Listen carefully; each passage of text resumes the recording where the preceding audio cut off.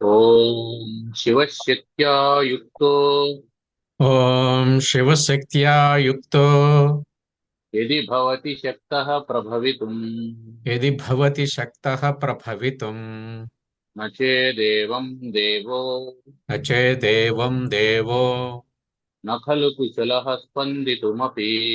న ఖలు కుశలః స్పందితుమపి. అతస్త్వామారాధ్యాం తస్త్వామారాధ్యాం హరిహర విరించాదిభిరపి హరిహర విరించాదిభిరపి ప్రణంతుం స్తోతుం వా ప్రణంతుం స్తోతుం వా కథమకృత పుణ్యః ప్రభవతి. కథమకృత పుణ్యః ప్రభవతి. ఓం సర్వవేదాంత సిద్ధాంత గోచరం ఓం సర్వవేదాంత సిద్ధాంత గోచరం తమగోచరం తమగోచరం గోవిందం పరమానందం గోవిందం పరమానందం సద్గురుం ప్రణతోస్మ్యహం. సద్గురుం ప్రణతోస్మ్యహం.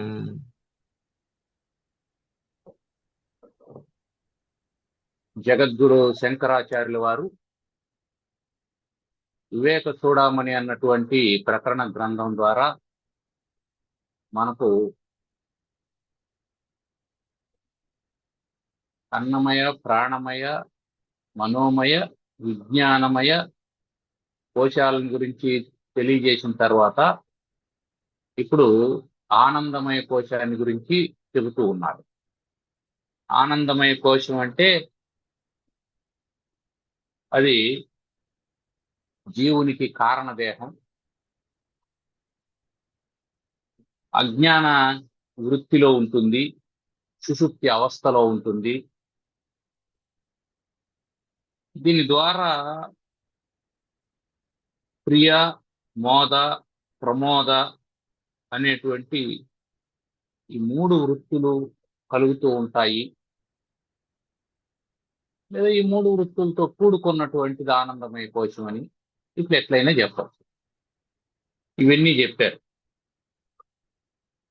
ఇప్పుడు ఈ పుణ్యాత్ములైనటువంటి వాళ్ళు ఆ పుణ్యాన్ని అనుభవించే కాలంలో ఆ పుణ్యం కారణం చేత తమకు ఇష్టమైనటువంటి వస్తువుల్ని పొందుతారు. ఏ పుణ్యము పాపము తేడా ఏమిటి అంటే, నువ్వు పుణ్యాన్ని అనుభవిస్తున్నావు అంటే నీకు ఇష్టమైనటువంటి వస్తువు దొరికింది అని అర్థం. పాపాన్ని అనుభవిస్తున్నావు అంటే నీకు ఇష్టం లేనటువంటి వస్తువుతో సర్దుకుంటాండావు అని అర్థం. నీకు నచ్చినటువంటి భోజనం దొరికిందంటే ఆ రోజు పుణ్యం చేసినావని. ఏదో ఆకలి కాబట్టి ఏదో ఒకటి తినాలని తింటున్నావంటే అది పాపాన్ని భుజిస్తున్నావు, పాపాన్ని అనుభవిస్తున్నావు అని అర్థం.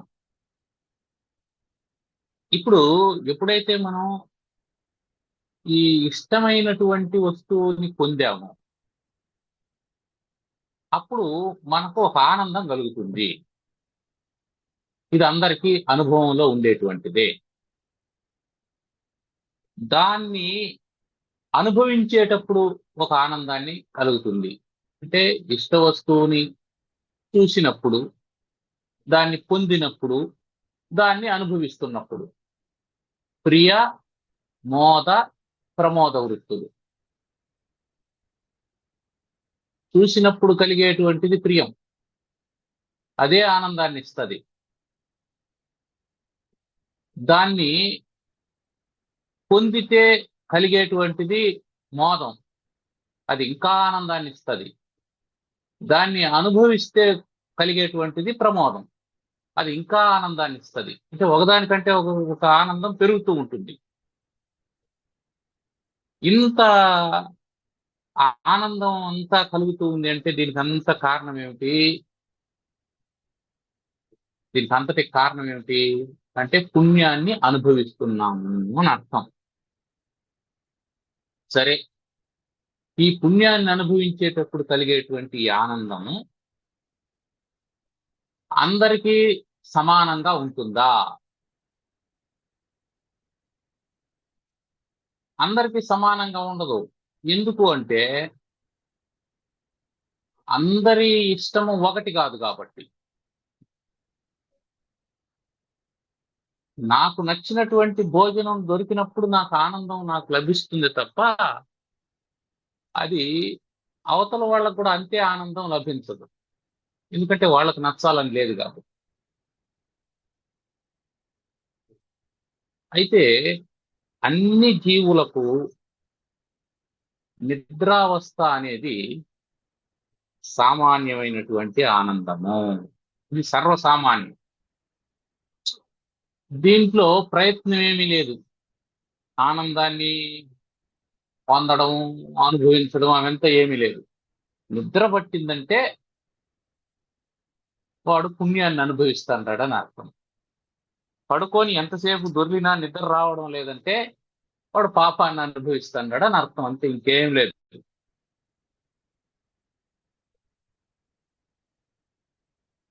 కాబట్టి ఇప్పుడు నిద్రావస్థలో జీవుడు ఆనందాన్ని అనుభవిస్తూ ఉన్నాడు. అది ప్రతి ఒక్కరికి అనుభవము. సరే, ఇప్పుడు ఏం జరుగుతుంది? మేల్కొన్నాడు. మేల్కొన్నప్పుడు అదే ఆనందం ఉందా? మేల్కొన్నప్పటికీ నిద్రపోతున్నప్పటికీ తేడా ఏంటి? మేల్కొన్నప్పుడు మేల్కోగానే ఈ బుద్ధి అనేక వృత్తులుగా పరిణామం చెందుతుంది. నేను మేల్కొన్నాను, వెరీ గుడ్. నేను ఇంట్లో ఉన్నాను, అవును ఇంట్లోనే కదా ఉండవు. కాదు, ఇందాక నీ కల్లో ఎక్కడో ఈఫిల్ టవర్ మీద ఎక్కి కూర్చున్నట్టు కల వచ్చింది. అక్కడి నుంచి ఎవడో తోసాడు నిన్ను, కింద పడిపోతూ ఉంటే మెలకు వచ్చింది. అమ్మ చచ్చిపోతాడని చెప్పి మేల్కొన్నావు. లేచి చూస్తే ఇంట్లోనే ఉండవు.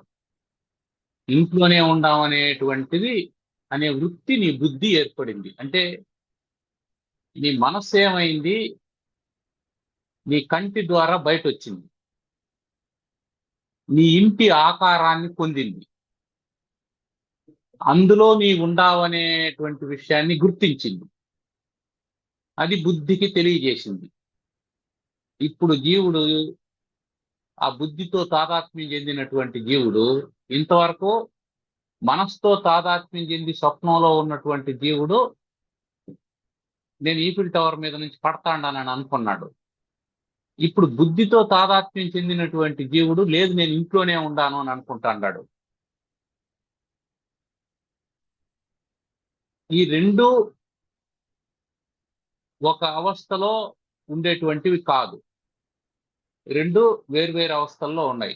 ఎప్పుడైతే నువ్వు సుషుప్తి నుంచి జాగ్రత్తకు వచ్చావో అప్పుడు నీ బుద్ధి ఏమవుతుంది? అనేకమైనటువంటి వృత్తులుగా మారిపోతుంది.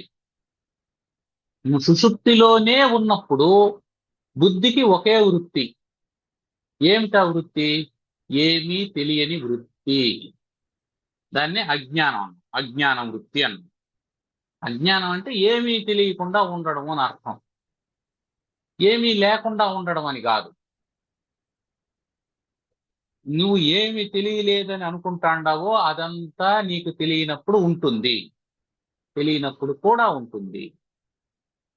నీకు ఏమీ తెలియకుండా నిద్రపోయినాను అంటే అర్థం ఏంటి? సుఖం గాని దుఃఖం గాని తెలియకుండా నిద్రపోయినాను అని. అక్కడ నీకు ఏమీ తెలియనటువంటి స్థితిలో నువ్వు నిర్వచించడానికి దాన్ని సుఖం అని చెప్తావా, దుఃఖం అని చెప్తావా? సుఖము అని చెప్పాలి అని అంటే అది ఏదో ఒక వస్తువును ఆశ్రయించి ఉండాలి. దుఃఖం అని చెప్పాలంటే అది కూడా వస్తువును ఆశ్రయించినటువంటిదే. సాపేక్షత అన్నమాట. ఇష్ట వస్తు ప్రాప్తి, ఇందాక మనం చెప్పుకున్నామే, మోద ప్రియమోద ప్రమోద వృత్తులు. ఈ ప్రియమోద ప్రమోద వృత్తుల్లో ఇష్టవస్తు దర్శనం, ఇష్టవస్తు ప్రాప్తి, ఇష్టవస్తు అనుభవం. ఇప్పుడు దీనికి వ్యతిరేకమైనటువంటిది కదా దుఃఖం. వ్యతిరేకమైనటువంటిది అని అనుకున్నప్పుడు అప్పుడు ఇష్టవస్తు ప్రాప్తి లేకుండా ఉండాలి. ఇష్టవస్తు ప్రాప్తి లేకుండా ఉండాలి. సుషుప్తిలో వస్తువు యొక్క ప్రస్తావన ఉందా? వస్తువు యొక్క ప్రస్తావనే లేదు. సుషుప్తిలో వస్తువు యొక్క ప్రస్తావనే లేదు అని అన్నప్పుడు అక్కడ ప్రియమని గాని, మోదం అని గాని, ప్రమోదం అని గాని ఏమీ చెప్పలేం. అక్కడ ఏముంది? అజ్ఞానం ఉన్నది. అంటే తెలియని స్థితి ఉంది. తెలియదు అంటే అర్థం ఏమిటి? వస్తువు లేదని కాదు, ఉన్నదాన్ని నువ్వు గుర్తించలేదని అర్థము. ఉన్నదాన్ని నువ్వు గుర్తించనప్పుడు కూడా వస్తువు ఉంది. ఆత్మజ్ఞానం వచ్చింది అంటే అర్థం ఏమిటి? నేను ఆత్మస్వరూపుణ్ణని నువ్వు గుర్తించడం మాత్రమే. నువ్వు గుర్తించనప్పుడు నువ్వు ఆత్మస్వరూపుడు అవునా కాదా? ఆత్మస్వరూపుడువే. నువ్వు గుర్తించినా గుర్తించకపోయినా ఆత్మస్వరూపుడువే. నువ్వు జీవితాంతం గుర్తించలేదంటే కూడా నువ్వు ఆత్మస్వరూపుడువే. నీ మరణ పర్యంతం నువ్వు గుర్తించలేదంటే కూడా ఆత్మస్వరూపుడువే. దాంట్లో ఏం తేడా లేదు. గుర్తిస్తే నువ్వు ఆనందంగా ఉంటావు, గుర్తించకపోతే దుఃఖంతోనే ఉంటావు. అదే తేడా. కాబట్టి సుషుప్తిలో ఉండేటువంటి వాడు వస్తువుల్ని గుర్తించడం. ఎందుకు గుర్తించడం? వస్తువుల్ని గుర్తించాలంటే వాడికి ఇంద్రియాలు పనిచేయాల. ఇంద్రియాలు పనిచేస్తాయా? వాటంతటికవే. ఇంద్రియాలు వాటంతటికవే పనిచేస్తాయా? పని చేయవు. మనస్సుతో కూడినప్పుడు మాత్రమే ఇంద్రియాలు పనిచేస్తుంది. నువ్వు నిద్రపోతాండావు, అదే గదిలో కూర్చొని నీ గురించి ఇద్దరు చెడుగా మాట్లాడుకుంటున్నారు. వద్దు, మంచిగా మాట్లాడుకుంటున్నారని చెప్పి అనుకున్నాను. ఈ నిద్రపోతాండేటువంటి మనిషి మహాత్ముడు, మహాశయుడు, గొప్పవాడు, పరోపకార సంపన్నుడు, సుగుణవంతుడు, శీలవంతుడు, గుణవంతుడు, ఇవన్నీ ఏదో చెప్పుకుంటా ఉన్నారు. ఇవన్నీ నువ్వు మేలుకోనున్నప్పుడు వింటే నువ్వు ఆనందించుంటావు. నువ్వు పడుకోనున్నప్పుడు వాళ్ళు మాట్లాడుతూ ఉన్నారు, నువ్వు నిద్రపోతూ ఉన్నావు. ఇప్పుడు నీకు ఆనందం కలుగుతుందా లేదా? కలగడం లేదు. కారణం ఏంటంటే నువ్వు వినడం లేదు. ఏంటి, చెవుల్లో ఏమన్నా పత్తి పెట్టుకొని పడుకున్నావా? లేదు, చెవులు ఓపెన్లోనే ఉన్నాయి. చెవుల్లోకి శబ్దం దూరచ్చు, కర్ణబేరి నీ తాకచ్చు, కానీ నీకెందుకు ఆ మాటలు వినిపించడం లేదు? అంటే నీ మనస్సు నీ చెవిలో లేదు. నీ మనస్సు నీ చెవిలోకి వచ్చినప్పుడే నీకు శబ్దం వినిపిస్తుంది. నీ మనస్సు నీ కంట్లోకి వచ్చినప్పుడే నీకు దృశ్యం కనిపిస్తుంది. నీ మనస్సు నీ ముక్కులోకి వచ్చినప్పుడే నీకు వాసన తెలుస్తుంది. నీ మనస్సు నీ నాలుక మీదకి వచ్చినప్పుడే నీకు మాట లేదా రుచి. నీ మనస్సు నీ చర్మంతో ఉంటేనే నీకు స్పర్శ. ఇప్పుడు మనసు ఏమైపోయింది? సుషుప్తిలో మనసు ఏమైంది? ఆ మనసు ఏమైంది అంటే అది ఎక్కడి నుంచి పుడుతూ ఉందో అక్కడ నీగిపోయింది. అక్కడ అది అణిగిపోయి ఉంది, నిద్రపోతూ ఉంది. దాని జన్మస్థానంలోనే లయం అయిపోయి ఉంది. తాత్కాలిక లయం, తాత్కాలిక ప్రళయం. ఏదైనా సరే, లయం అన్న ప్రళయం అన్న ఒకటే. ఇప్పుడు ఆ మనస్సు అక్కడ లయాన్ని పొందింది కాబట్టి నీకు ఆనందం కలుగుతూ ఉంది. సో క్లియర్ కట్ గా నీకేం తెలుస్తూ ఉందంటే, నీకు ఆనందం కావాలంటే నీ మనస్సు లయం కావాలి, అంతే. నీ మనస్సు ఉత్పన్నమై అంటే ఆ లయ స్థితిలో నుంచి పైకొచ్చి అది ఇంద్రియాలతో సంయోగాన్ని చెందింది అని అంటే అప్పుడు నీకు ఆనందం ఉండదు. అంటే ఇక్కడ ఎవరిని మభ్య పెట్టాల్సినటువంటి అవసరం లేదు, ఎవరిని ఒప్పించాల్సినటువంటి అవసరం లేదు, ఎవరికి నిరూపించాల్సినటువంటి అవసరం లేదు. ఎందుకని? ఎవడికి వాడికి తెలుస్తూ ఉంది సత్యం. నీకు అసత్యాన్ని సత్యంగా ఇక్కడ వర్ణించి చెప్పడం లే. సత్యాన్ని నీకు వర్ణించి చెప్పాల్సినటువంటి అవసరము లేదు. ఎందుకు అంటే అది నీకు కూడా తెలుస్తూ ఉంది. అయ్యా నేను కూర్చొని 12 సంవత్సరాలు తపస్సు చేశాను, అక్కర్లేదు. నువ్వు ఆ అనుభవాన్ని పొందడానికి నిద్రపోవడానికి 12 సంవత్సరాలు తపస్సు చేయాలనా? అవసరం లే. నువ్వు ఏ సాధన చేయకపోయినా నీకు అది అనుభవంలోనే ఉంది. నువ్వు సాధన ఎందుకు చేస్తావంటే ఆ ఆనందం నీ జాగ్రత్తలో కూడా కావడానికి మాత్రమే సాధన చేస్తావు. నీకు సుషుప్తిలో ఉండేటువంటి ఆనందం అయితే అది అట్టాగే ఉంటది. అది ఆనందం. అయితే అది ఏమి ఆనందం? సాక్షిగతమైన ఆనందమా, భోక్తృగతమైనటువంటి ఆనందమా? ఇది మనం గుర్తుపెట్టుకోవాల్సింది. నీకు ఎట్లయితే ప్రియమోద ప్రమోద వృత్తులలో నువ్వు భోక్తగా ఉండి అనుభవిస్తూ ఉన్నావో, నిద్రలో కూడా నీవు భోక్తగానే ఉంటున్నావు. అయితే నిద్రపోయేటువంటి సమయంలో అంటే నిద్రపోతున్నటువంటి సమయంలో కాకుండా నిద్ర మేల్కోగానే నువ్వు ఇచ్చేటువంటి స్టేట్మెంట్ ఏమిటంటే, నేను హాయిగా నిద్రించాను. అంటే ఏమర్థం? నేను హాయిగా నిద్రించాను అంటే నేను అంటే జీవుడు. హాయిగా నిద్రించాను అని ఎందుకు అంటున్నాడు? అతడు భోక్త గనుక. ఎప్పుడైతే నువ్వు భోక్తగా ఉండి అనుభవించావో అప్పుడు అది అశాశ్వతమైనటువంటిది, అది అజ్ఞానమయమైనటువంటిది. నువ్వు సాక్షిగా ఉండి అనుభవిస్తే అది జ్ఞానం. జ్ఞానానికి అజ్ఞానానికి సింపుల్ తేడా ఏమిటంటే, నువ్వు భోక్తవైతే అజ్ఞానం, నువ్వు సాక్షివైతే జ్ఞానం. ఇంతే తేడా. నువ్వు సాక్షివైతే అది జ్ఞానం, నువ్వు భోక్తవైతే అజ్ఞానం. సుషుప్తిలో నువ్వు భోక్తవా సాక్షివా? అంటే నువ్వు భోక్తవే. కానీ నేను భోక్తను అన్నటువంటి విషయం ఆ సందర్భంలో తెలియకుండా అనుభవిస్తూ ఉన్నావు. అందువల్ల ఆనందం, అందులో ఆత్మానందం ప్రతిఫలిస్తూ ఉన్నది సుషుప్తిలో. నీ మనస్సు ఎప్పుడైతే నిశ్చలంగా మారిపోతూ ఉందో అప్పుడు అది ఘనీభవించిన అజ్ఞానం.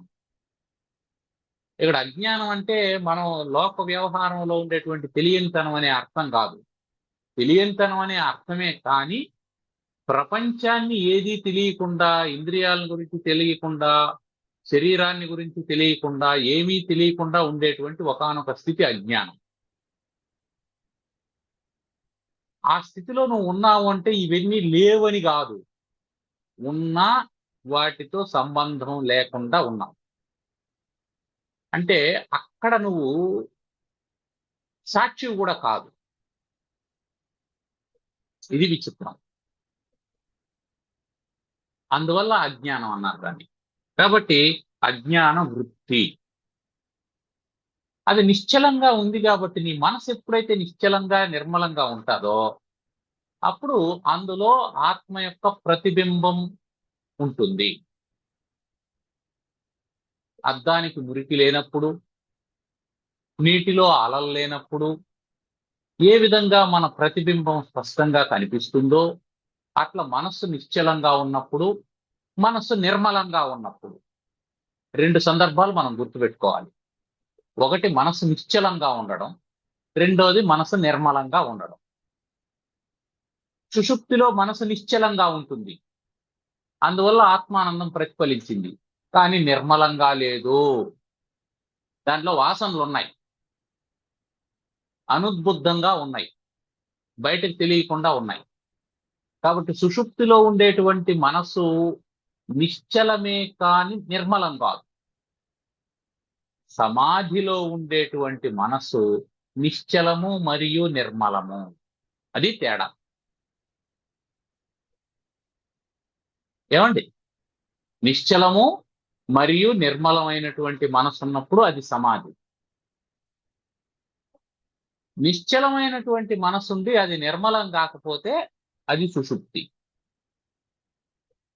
నిశ్చలంగా ఉండే దాంట్లోనూ నిర్మలంగా ఉండే దాంట్లోనూ రెండింట్లోనూ ప్రతిబింబం అయితే ఉంటది. మురికి నీటి మీద కూడా మన ముఖం కనిపిస్తుంది, మురికి నీటిలో కూడా మన ప్రతిబింబం కనిపిస్తుంది, కాకపోతే స్పష్టంగా ఉండదు. నిర్మలంగా ఉండేటువంటి నీటిలో స్పష్టంగా కనిపిస్తుంది. కాబట్టి అది నిశ్చలంగా ఉండాలి, నిర్మలంగా ఉండాలి, మాలిన్యం లేకుండా ఉండాలి, చలనం లేకుండా ఉండాలి. మాలిన్యం లేకుండా ఉండడం అనే దాన్ని మనం ఏం చెప్పుకున్నాం ఇదివరకే అంతఃకరణంలో ఉండేటువంటి దోషాల గురించి చెప్పేటప్పుడు? మలదోషం ఎప్పుడైతే నిర్మలమైంది అని అన్నామో అప్పుడు అంతఃకరణంలో మలదోషం పోయింది. ఎప్పుడైతే నిశ్చలమైంది అని చెప్పి అన్నామో అప్పుడు విక్షేప దోషం పోయింది. ఈ మలదోషం విక్షేప దోషం పోయిన తర్వాత ఉండాల్సినటువంటిది ఉండే దోషం ఏమిటి? ఆవరణ దోషం ఉంటుంది. ఇప్పుడు నీళ్లు నిర్మలంగా ఉన్నాయి, నిశ్చలంగా ఉన్నాయి, నీ ప్రతిబింబం దాంట్లో కనిపించింది. ఇప్పుడు నీకు సందేహం ఏమిటంటే, నేను నీళ్లలో ఉండే వ్యక్తి, వీళ్ళిద్దరూ వేర్వేరా ఒకటేనా? మన పంచతంత్రం కథల్లో ఒక కథ ఉంటుంది. ఏమిటంటే, ఒక సింహం కుందేళ్ల మీద పడి ఆ కుందేళ్లనంతా తినేస్తూ ఉంటుంది.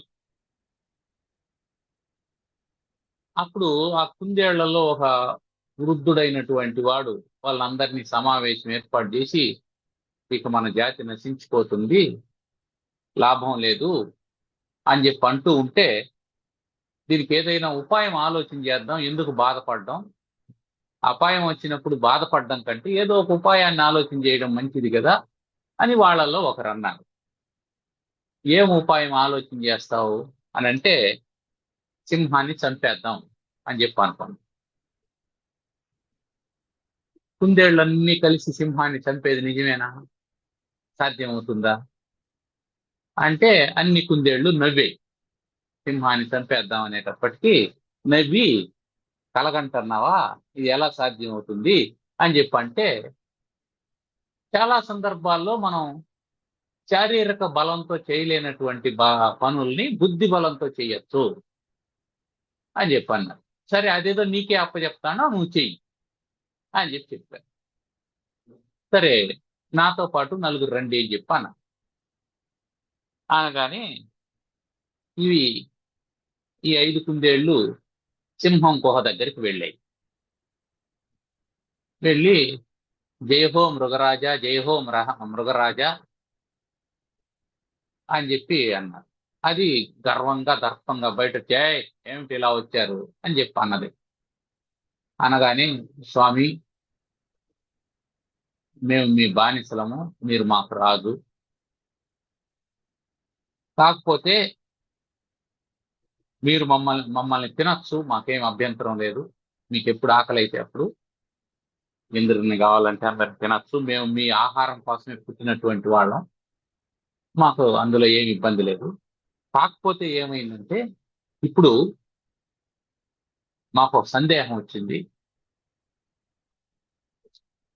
ఈ రాజ్యానికి మీరు రాజు అవునా కాదా అని సందేహం వచ్చింది. అని అంటే దాంట్లో సందేహం ఎందుకు? నేనేం రాజును ఈ అరణ్య సామ్రాజ్యానికి అంటే అప్పుడు ఆ ఎవరి దగ్గర ఈ కుందేళ్ల దగ్గరంతా ప్రతిజ్ఞ చేసి వచ్చినటువంటి కుందేలు, స్వామి మీరు చెప్పేది నిజమే, మాకు కూడా మీరంటే గౌరవం ఉంది, మీకు అంటే భక్తి ఉంది. కాకపోతే రాత్రి మీలాంటి వాడే ఇంకొకడు వచ్చాడు. వాడు మా దగ్గరకు వచ్చాడు మమ్మల్ని తినేదానికి. వాడు మేమన్నాం, నువ్వెవరయ్యా, అసలు నువ్వు రాకూడదు, మా రాజు వేరే ఉన్నాడు, మేము అతనికి ఆహారం నీకు కాదు అని అంటే, నేనే మృగరాజురా, ఇంకెవరు కొత్తగా మృగరాజు ఎవరున్నారు మీకు అని అంటే, ఉండాడు, మా గుహలో ఉంటాడు అని చెప్పంటే, నేను ఆ బావిలో ఉంటాను, వాడెవరినో తీసుకురా, వాని సంగతి తేలుస్తానని చెప్పి అన్నాడు. కాబట్టి మీరు వచ్చి మీ ఇద్దరిలో ఎవరు మృగరాజు చెబితే మేము మీకు ఆహారం కావడానికి మేము సిద్ధంగా ఉన్నాము అని చెప్పి చెప్పింది. అవునా, వాడెవడు వాడు నా సామ్రాజ్యంలోకి రావడానికి, ఎక్కడున్నాడు వాడు, పద అని చెప్పి అంటే, సరే తీసుకోండి. ఒక దిగుడు బావి, దాంట్లో కొంచెం లోతులో నీళ్లు ఉన్నాయి. సరే, అక్కడికి తీసుకొని వచ్చి కుందేలు, ఇదిగో స్వామి చూడండి, అచ్చం మీలాగే ఉన్నాడు దాంట్లో అని చెప్పి చెప్పింది. చెబితే ఈ సింహం తొంగి చూసింది. తొంగి చూస్తే దాని నీడ దానికి కనిపించింది. ఇది గర్జిస్తూ ఎవడ్రా నువ్వు అతనన్నది. ఆ ఆ శబ్దం ప్రతిధ్వని, ఆ బావిలో నుంచి ఎవడ్రా నువ్వు అని ప్రతిధ్వని వినిపించింది. ఇది వెంటనే నేను మృగరాజును రా అన్నది. అది వెంటనే నేను మృగరాజును రా అన్నది. వెంటనే కుందేలు అన్నది, స్వామి మీరిద్దరిలో ఎవరు మృగరాజు తేల్చుకోకపోతే ఇబ్బంది అవుతుంది, ముందు దాని సంగతి చూడండి అని. చూస్తానని ఇది ఎగిరి దాంట్లోకి దూకింది నీళ్లలోకి. అది మెట్లుండే బావి కాదు, దిగుడు బావి కాదు. ఆ కోపంలోకి దూకగానే నీళ్లలో పడిపోయింది. ఎంత బలమైనటువంటి సింహం అయినా పైకి ఎక్కి రాలేంది. ఆ నీళ్లలో కూడా అది చనిపోయింది. కుందేళ్లన్నీ ప్రశాంతంగా ఉన్నాయి అని మనం పంచతంత్రంలో ఒక కథ చదువుతాం. సరే, ఈ కథ మనకెందుకు వేదాంతం చదువుకునే వాళ్ళకేనంటే, ఇప్పుడు నీళ్లు నిశ్చలంగా ఉన్నాయి, నిర్మలంగా ఉన్నాయి. అంటే నీ అంతఃకరణం నిశ్చలంగానూ ఉంది, నిర్మలంగానూ ఉంది. అందులో ప్రతిఫలించినటువంటి ఈ ఆత్మ చైతన్యమే నువ్వని తెలియాలి. అది నువ్వే, నీకంటే భిన్నం కాదు. ఇక్కడ ఎందుకు సింహం చనిపోయింది అంటే, నేను వేరు, ఆ నీళ్లలో ఉండేటువంటి సింహం వేరు అని అనుకున్నది కాబట్టి అది చనిపోయింది. ఇప్పుడు నిర్మలంగా ఉండవంటే మలదోషం పోయింది, నిశ్చలంగా ఉండవంటే విక్షేప దోషం పోయింది. ఆవరణం ఏమిటి? నేను వేరు, లోపల ఉండేది వేరు, ఇది ఆవరణం. ఈ ఆవరణ దోషం పోవాలంటే ఏం చేయాలా? గురుముఖంగా వేదాంతాన్ని శ్రవణం చేస్తే అప్పుడు నేను వేరు అది వేరు కాదు, రెండు ఒకటే అని తెలుస్తుంది. కాబట్టి ఈ ఆనందమయ కోశంలో ఉండేటువంటి ఆనందం కూడా అజ్ఞానంతో కూడుకున్నటువంటి ఆనందము అని చెప్తాడు. అందుకని సర్వోనందతి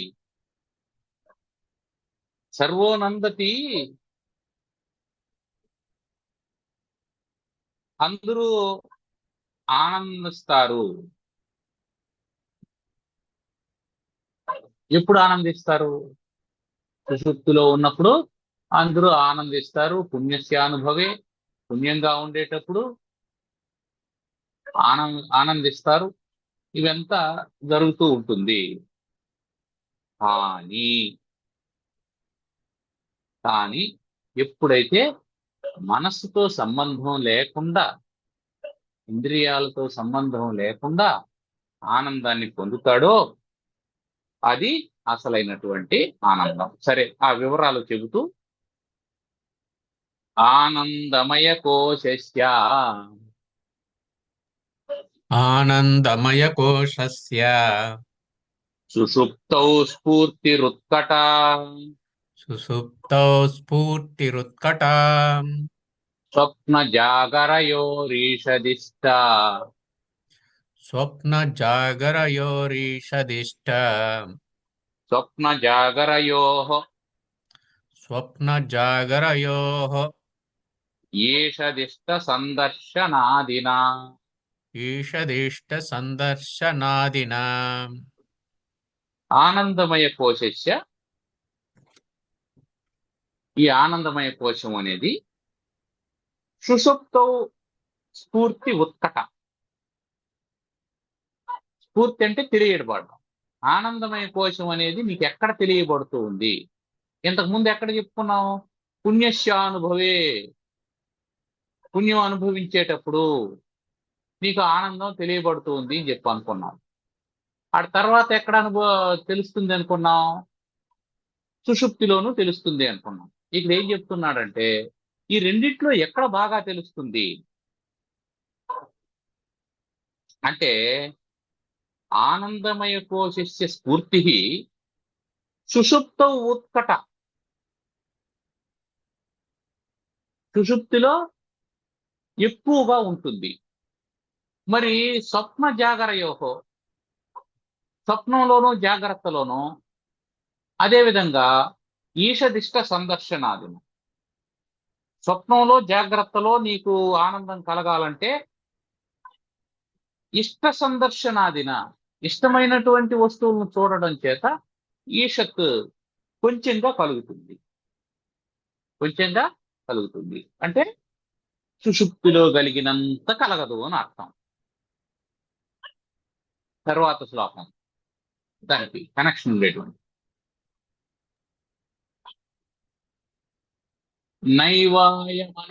నైవాయమానందమయ పరాత్మా నైవాయమానందమయః పరాత్మా సోపాధికత్వాత్ సోపాధికత్వాత్ ప్రకృతేర్వికారాత్ ప్రకృతేర్వికారాత్ కార్యత్వహేతోః కార్యత్వహేతోః సుకృతక్రియాయాః సుకృతక్రియాయాః వికారసంఘాత వికారసంఘాత సమాహితత్వాత్.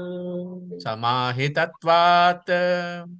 సరే, ఈ ఆనందమయ కోశం మూడు అవస్థల్లోనూ ఉంది. ఆనందం మూడు అవస్థల్లోనూ తెలియబడుతూ ఉంది. జాగ్రత్తలో ఇష్ట వస్తువులు చూసినప్పుడు అంటే ప్రియ మోద ప్రమోద వృత్తుల్లో జాగ్రత్తలో తెలియబడుతుంది. స్వప్నంలో కూడా ప్రియ మోద ప్రమోద వృత్తులు ఉంటాయా? ఉంటాయి. ఎందుకంటే అంతఃకరణం ఉంది కాబట్టి. అంతఃకరణం ఉంది కాబట్టి నీకు నచ్చిన కళ రావచ్చు, నీకు ఇబ్బంది పెట్టేటువంటి కళ, నీకు అనుకూలమైనటువంటిది, ప్రతికూలమైనటువంటిది, ఇదంతా ఎక్కడ ఉంటుంది? స్వప్నంలో ఉంటుంది. కాబట్టి స్వప్న జాగ్రత్తల్లో ఉండేటువంటి ఆనందం ఈషత్తు కొంచెం, సుషుప్తి లేకొచ్చేటప్పటికీ అది ఇంకొంచెం ఎక్కువగా ఉంటుంది, ఉత్కట. ఇప్పుడు ఈ సుషుప్తిని మనం జాగ్రత్తగా విచారణ చేసినామంటే మనకు తెలిసేది ఏమిటంటే ఎక్కడ అంతఃకరణం యొక్క ప్రమేయం అంటే మనస్సు యొక్క వృత్తి లేకుండా ఉంటుంది, బుద్ధి వృత్తులు లేకుండా ఉంటాయో అక్కడ ఆనందం ఎక్కువగా ఉంటుంది అని. సుషుప్తిలో నీకు డిస్ట్రాక్షన్స్ ఏం లేవు, జాగ్రత్త స్వప్నాల్లో ఉన్నాయి. అసలు డిస్ట్రాక్షన్ అనేది అసలు దేని వల్ల కలుగుతుంది? బుద్ధి వృత్తి వల్ల కలుగుతుంది, అంతఃకరణ వృత్తి వల్ల కలుగుతుంది.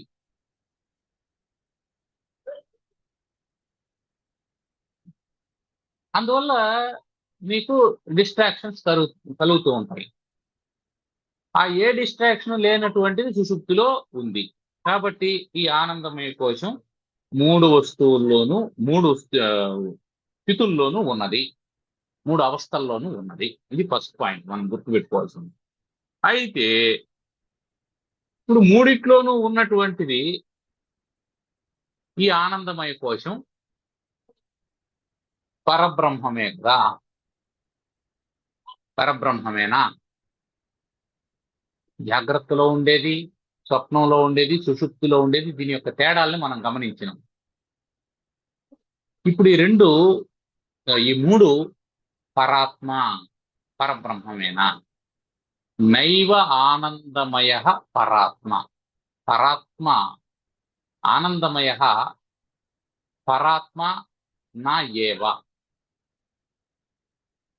ఏ విధంగా అయితే అన్నమయ కోశం పరమాత్మ కాదు, ప్రాణమయ కోశం పరమాత్మ కాదు, మనోమయ కోశం పరమాత్మ కాదు, విజ్ఞానమయ కోశం పరమాత్మ కాదు, అదే విధంగా ఆనందమయ కోశం కూడా పరమాత్మ కాదు. పరమాత్మ కాదు. పరమాత్మ కాకపోతే ఉండేవి ఐదే: అన్నమయ, ప్రాణమయ, మనోమయ, విజ్ఞానమయ, ఆనందమయ కోశాలు. అన్నమయం కాదన్నావు, ప్రాణమయం కాదన్నావు, మనోమయం కాదన్నావు, విజ్ఞానమయం కాదన్నావు, ఆనందమయ కోశం కూడా కాదంటున్నావు. ఇంకెవడో? అసలు ఆనందమయ కోశం ఎందుకు కాదు? ఆత్మ, అది ఆత్మానందమే కదా. ఫస్ట్ పాయింట్, సోపాధికత్వాత్. ఇది ఫస్ట్ పాయింట్. ఏంటంటే ఉపాధి కలిగినటువంటిదైన కారణం చేత. ఈ ఆనందానికి ఉపాధి ఉందా, నిరుపాధికమైన ఆనందమా? మనం ఇంతవరకు చెప్పుకున్నది ఏంది?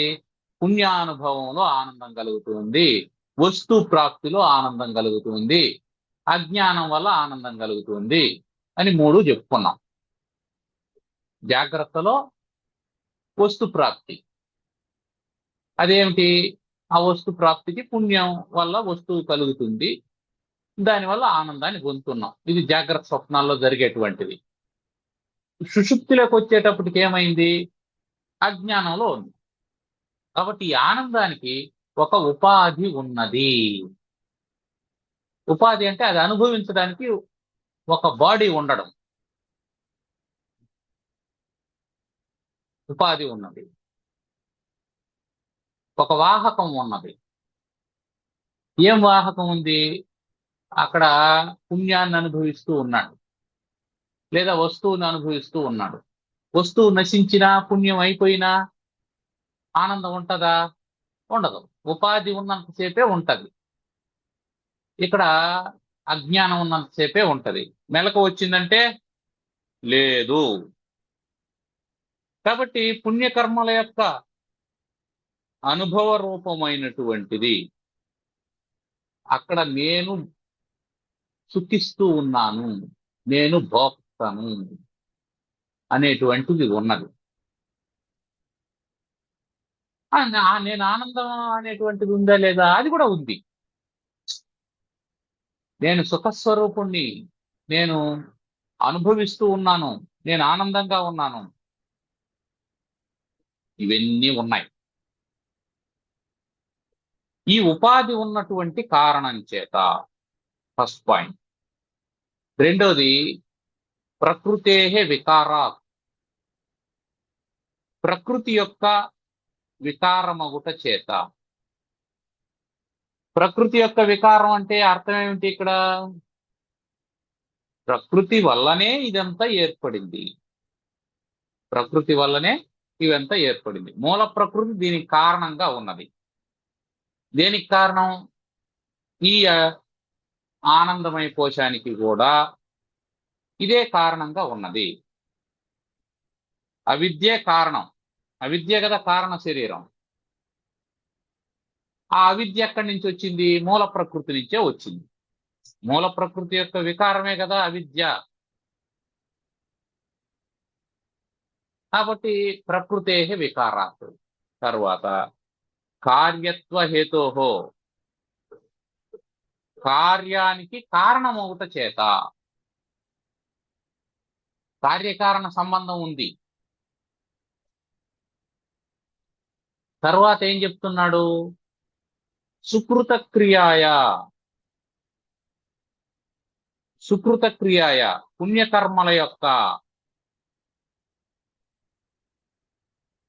పుణ్యకర్మలు చేయడానికి, అంటే పుణ్యకర్మలకు ఆ కార్యానికి ఇది కారణంగా మారుతుంది కాబట్టి.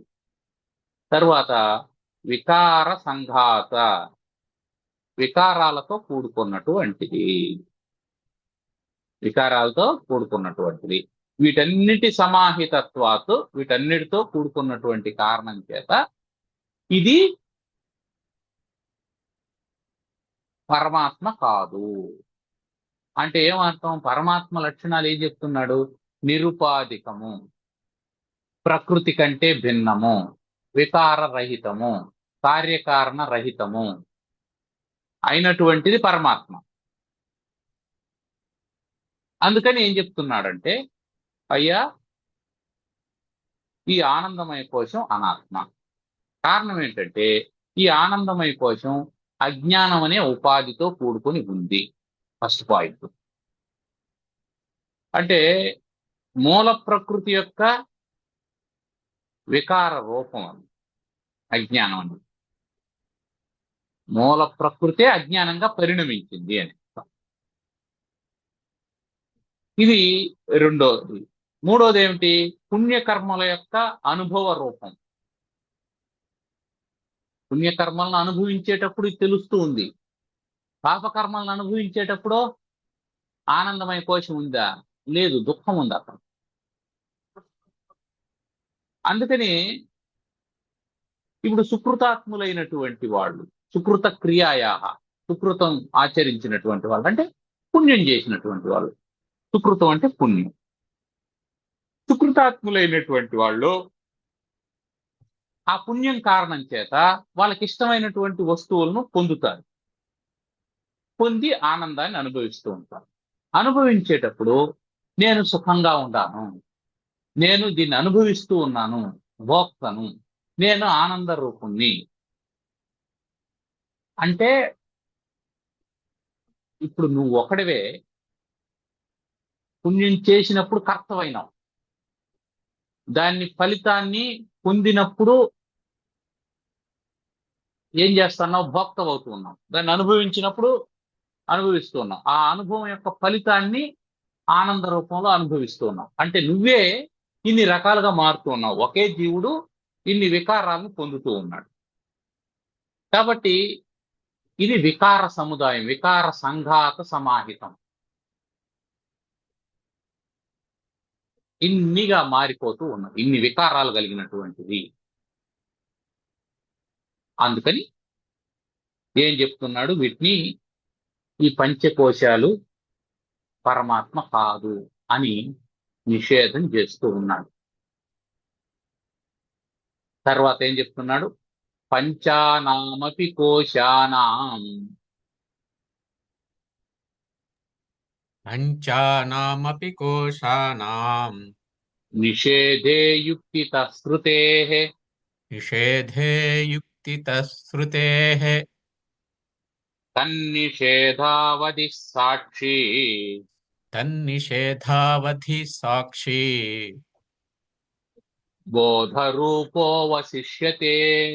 బోధరూపో వశిష్యతే. నాయన ఇప్పుడు ఏం చేయాలా? ఇదంతా ఆలోచన చేసిన తర్వాత యుక్తితః, తెలివితో. ఏం తెలివి? నీ సొంత తెలివి కాదు. శృతేః యుక్తితః, వేదం ఏం చెప్పిందో ఆ జ్ఞానముతో, వేద విజ్ఞానము చేత పంచానామపి కోశానాం, పంచానాం అపి, ఐదింటిని కూడా అని ఎందుకు చెప్తున్నాడు? నీకు ఆనందమయ కోశం వచ్చేటప్పటికి ఆనందమయ కోశమే పరబ్రహ్మం అని అనుకుంటావనే ఉద్దేశంతో ఆనందమయ కోశంతో సహా పంచానామపి కోశానాం నిషేధే, వాటిని నిషేధించాలి. నిషేధే సతి, నిషేధిస్తే అని అర్థం. ఏమవుతుంది? వాటినన్నింటిని నిషేధిస్తా వస్తే ఇప్పుడు ఏం మిగిలింది? నిషేధ అవధి. వాటినన్నిటినీ నిషేధించేసిన తర్వాత అవధి అంటే దాని యొక్క ఆ సర్కంటెన్సెస్ పైన నిషేధించేసిన దాని తర్వాత ఏముంది? చివరికి ఏం మిగిలింది? బోధరూప సాక్షి అవశిష్యతే. బోధరూప సాక్షి, జ్ఞానరూపమైన సాక్షి మాత్రమే మిగులుతున్నది. ఎందుకు? ఆనందమయ కోశం కూడా అజ్ఞానం అనుకున్నాం. అజ్ఞానం యొక్క పరిణామమే ఆనందమయ కోశం. ఇప్పుడు అది కూడా పోయిన తర్వాత మిగిలేటువంటిది జ్ఞానం. ఏం జ్ఞానం మిగులుతుంది? ఏమి జ్ఞానమో తెలియనటువంటి జ్ఞానం ఒకటి మిగిలింది. అది ఏమి జ్ఞానమో తెలిస్తే అది ఒక వృత్తిగా మారిపోతుంది. ఇది గుర్తుపెట్టుకోవాలి మనం. ఇది నాకు కలిగినటువంటి జ్ఞానము అన్నావు అని అంటే అప్పుడు నీవు భక్తగా ఉన్నావు, జ్ఞానంతో మమేకం అవుతుంది. నువ్వు సాక్షి రూపంగా ఉండాలి. ఆ సాక్షిగా ఉన్నప్పుడు చూస్తావే తప్ప చెప్పవు, గుర్తుపెట్టుకోవాలి. చూడడం కూడా నీ కంటితో చూడవు. కంటితో చూసావంటే కూడా అక్కడ ఇంద్రియం పనిచేస్తుందని అర్థం. ఇంద్రియం పనిచేస్తుంది అంటే మనసు పనిచేస్తుంది అని అర్థం. మనసు పనిచేస్తా ఉంది అంటే మనోమయ కోశం ఉంది అని అర్థం. మనోమయ కోశం ఉంది అని అంటే అక్కడ అజ్ఞానం ఉంది అని అర్థము. కాబట్టి దాన్ని నిషేధిస్తూ నిషేధిస్తూ నిషేధిస్తూ వస్తే అన్నమయ కోశం కాదు, ఇది ఆత్మ కాదు. ఎందుకు అన్నమయ కోశం కాదు? ఇది ఉపాధి కలిగినటువంటిది, దీనికి వికారం ఉన్నది, కార్యకారణ సంబంధం ఉంది. కాబట్టి అన్నమయ కోశం ఆత్మ కాదు. ప్రాణమయ కోశం ఇది సచ్చిదానందం అవునా కాదని చెక్ చేయాలని మనం మొదట్లోనే అనుకున్నాం. ఏ కోశాన్నైనా మనం బేసిక్ లక్షణాలు ఏం చెప్పాడు? సచ్చిదానందములు. ఈ మూడింటిని బేసిక్ టెస్ట్, లిట్మస్ టెస్ట్ లాగా బేసిక్ టెస్ట్ ఒకటి చేయాల. ఏమిటా బేసిక్ టెస్ట్? ఇది సత్తా 3 కాలాల్లో ఉందా? శరీరం 3 కాలాల్లో లేదు. సో ఫస్ట్ టెస్టే ఫెయిల్ కాబట్టి ఇంక రెండో దానికి పోవాల్సిన అవసరం లే. సత్తే కాదు అని అనుకున్నప్పుడు మళ్ళీ చిత్తు ఆనందం గురించి ఎందుకు? ఇదేమన్నా 2/3 మెజారిటీతో గెలిచేటువంటిది కాదు. 2/3 మెజారిటీతో గెలిచేదైతే సత్తు లేకపోయినా చిత్తు ఆనందం ఉందబ్బా అని అనుకోవచ్చు. ఆ ఎలక్షన్ కాదు ఇది. 100% ఉంటేనే గెలిచినట్టు, 99.99 ఉంటే కూడా ఓడిపోయినట్టే లెక్క. ఆయన జ్ఞానండి, కానీ అప్పుడప్పుడు కోపం వస్తుంది అని అంటే అప్పుడు కూడా ఓడిపోయినట్టే, అజ్ఞాని అనే అర్థం. కాబట్టి ఇక్కడ 2/3 మెజారిటీ లేదు కాబట్టి శరీరం సత్తు కాదు అన్నప్పుడే ఆ అన్నమయ కోశం ఆత్మ కాదు. ప్రాణమయ కోశం సత్తా లేదు. ప్రాణం ఒకప్పుడు ఉంటుంది, ఇంకొకప్పుడు పోతా ఉంది. అది సత్తు కాదు, అయిపోయింది. మనోమయ కోశం సత్తా. ఇంద్రియాలు మనస్సు కలిగినటువంటిది మనోమయ కోశం. మనసు ఎప్పుడు ఉంటుంది? ప్రాణం ఉన్నంతసేపే మనసు ఉంటుంది, అది కూడా సత్తు కాదు. బుద్ధి మనస్సు వృత్తి భేదంతో ఉండేటువంటివే తప్ప రెండు వేరు కాదని అనుకున్నాం కాబట్టి విజ్ఞానమయ కోశం కూడా ఆత్మ కాదు. ఇంకేముంది? ఆనందమయ కోశం ఉంది. ఆనందమయ కోశం ఎట్లాంటిదో ఇందాక చెప్పుకున్నాం. అది ఉపాధితో కూడుకున్నటువంటి. ఏమి దానికి ఉపాధి? అజ్ఞానం ఉపాధి. అది వికారాన్ని కలిగినటువంటిది.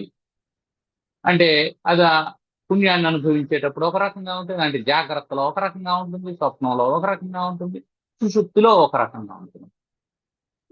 అక్కడ ఒక ఉపాధి, ఇక్కడ ఒక ఉపాధి, ఇక్కడ ఒక ఉపాధి. దానికి ఇన్ని ఉపాధులు ఉన్నటువంటి కారణం చేత పైగా సుషుప్తిలో ఉండేటువంటి ఆనందం, జాగ్రత్తలో ఉండేటువంటి ఆనందం ఎప్పుడు ఒకటి కాదు. ఈ కారణం చేత దానికి వికార సంఘాతం ఉన్నటువంటి కారణం చేత అది కూడా పరమాత్మ కాదు. ఈ విధంగా అన్నమయ, ప్రాణమయ, మనోమయ, విజ్ఞానమయ, ఆనందమయ కోశాలను మనం నిషేధముఖంగా, విధిముఖంగా కాదు, నిషేధముఖంగా దాని లక్షణాలు ఏమిటో మనం విచారణ చేసి ఆత్మ లక్షణాలు ఏమిటో తెలుసుకొని ఆత్మ లక్షణాలకు కోశ లక్షణాలకు సరిపోల్చి ఆ లక్షణాలు ఇందులో లేవు అని చెప్పి దాన్ని నిషేధముఖంగా ఇది కాదు అని చెప్తున్నాం. ఆ విధంగా పంచానాం కోశానం, 5 నేను 3 చేశానండి, మెజారిటీ వచ్చింది, నో. 4 చేశాను, మెజారిటీ వచ్చింది, నో. 5 చేశాను, వెరీ గుడ్. 5 విచారణ చేసి ఎట్లా విచారణ చేయాలా? శృతేహ యుక్తితః, శృతి చెప్పినటువంటి యుక్తి ప్రకారం. శృతి ఏం చెప్పింది? ఆత్మ సచ్చిదానంద స్వరూపం అని చెప్పింది. అది యుక్తి. దాన్ని క్రైటీరియాగా, దాన్ని పారామీటర్గా తీసుకొని నువ్వు విచారణ చేయాల. అంటే ఏదో ఒక దాన్ని నిర్ణయం చేయడానికి ఒక పారామీటర్ అయితే పెట్టుకోవాలి కదా మనం. ఒకడు పొడవుగా ఉన్నాడు అని ఎట్లా చెప్తావు? ఎట్లా చెప్తావు పొడవుగా ఉన్నాడని? ఏదో ఒక పారామీటర్ ఉంటుంది మనకు. 5 అడుగుల కంటే ఎక్కువ ఉంటే వాడు పొడవుగా ఉన్నట్టు లెక్క, 5 అడుగుల కంటే తక్కువ ఉంటే వాడు పొట్టిగా ఉన్నట్టు లెక్క అని ఏదో ఒకటి అనుకొని ఉంటాం. లేదా ఎక్స్ కంటే వై పొడవుగా ఉన్నాడు, సాపేక్షత. సాపేక్షత అయినా ఉండాలి, లేదా ఒక నిర్దిష్టమైనటువంటి బిందువు అయినా ఉండాలి. ఒక నిర్దిష్టమైనటువంటి బిందువు కంటే ఎక్కువగా ఉంటే, లేదా నిర్దిష్టమైన పరిమాణం కంటే ఎక్కువ ఉంటే అది ఎక్కువ లేదా తక్కువ అని చెప్తాం. అందుకని అవన్నీ కూడా సాపేక్షంగా ఉండేటువంటివే. ఇక్కడ కూడా ఒక సాపేక్షత ఇచ్చాడు మనకు. వేదం అనేది ఒక సాపేక్షత. వేదం అనేది వేదయుక్తి సాపేక్షత. దేనికోసం? ఆత్మను తెలుసుకోవడం కోసం, అనాత్మను వదిలించుకోవడం కోసం అది సాపేక్షత. ఇప్పుడు విచిత్రం ఏమిటంటే అది కూడా నీకు బంధమే. నువ్వు ఎప్పుడైతే సాక్షిగా మారుతావో, బోధరూప సాక్షిగా నువ్వు మిగులుతావో, అప్పుడు నీ వేదాన్ని కూడా నువ్వు వదిలేయాలి. ఇది చాలా ముఖ్యమైనటువంటిది. ఆ జ్ఞానాన్ని కూడా నువ్వు వదిలేయాలి. ఏ జ్ఞానం అయితే నీకు దీనంతా తెలియజేసిందో ఆ జ్ఞానాన్ని నువ్వు వదలాలి. వదలకపోతే ఆ జ్ఞానం పట్ల నీకు బంధం ఏర్పడుతుంది. మళ్ళీ శిష్యులకు బోధించేటప్పుడు తప్ప మిగిలినటువంటి సందర్భాల్లో ఆ జ్ఞానం నీకు స్ఫురణ ఉండకూడదు. ఆ జ్ఞానము వల్ల కలిగినటువంటి స్థితిలో నువ్వు ఉండాలి. జ్ఞానం వల్ల కలిగినటువంటి స్థితిలో ఉండాలి. జ్ఞానము నీకేం చేస్తుందంటే నీ మనస్సును వృత్తి రూపంగా పరిణమించేందుకు ప్రయత్నం చేస్తుంది. ఎప్పుడైతే వృత్తి ఏర్పడిందో అంతఃకరణంలో, అప్పుడు ఖచ్చితంగా నీకు బంధం ఏర్పడుతుంది. అఖండైక వృత్తి, పరబ్రహ్మాకార వృత్తి మాత్రమే, ఆ ఒక్క వృత్తి ఏర్పడినప్పుడు మాత్రమే నీకు బంధం ఏర్పడదు. అందుకని ఏం చెప్తున్నాడు? వీటినన్నిటినీ నిషేధే, నిషేధం చేస్తే తన్ నిషేధావధి, ఆ నిషేధం చేస్తే అప్పుడు ఏమవుతుంది? బోధరూప అవశిష్యతే. బోధరూప, బోధ యొక్క స్వరూపం అంటే జ్ఞానం యొక్క స్వరూపం అవశిష్యతే, మిగులుతుంది. ఏమిటి జ్ఞానం యొక్క స్వరూపం అంటే? సాక్షి. ఎంత ఈ జ్ఞానం అంతా తెలుసుకోవడం యొక్క ఉద్దేశం ఏమిటంటే నువ్వు సాక్షి కావడం. నువ్వు భోక్త నుంచి సాక్షిగా పరిణామం చెందడం అనేది కూడా కరెక్ట్ కాదు. సాక్షిగా నువ్వు ఉండడం, తెలుసుకోవడం. నువ్వు ఇప్పటి వరకు నువ్వేమనుకుంటున్నావు? నేను భోక్తననే అనుకుంటున్నాను.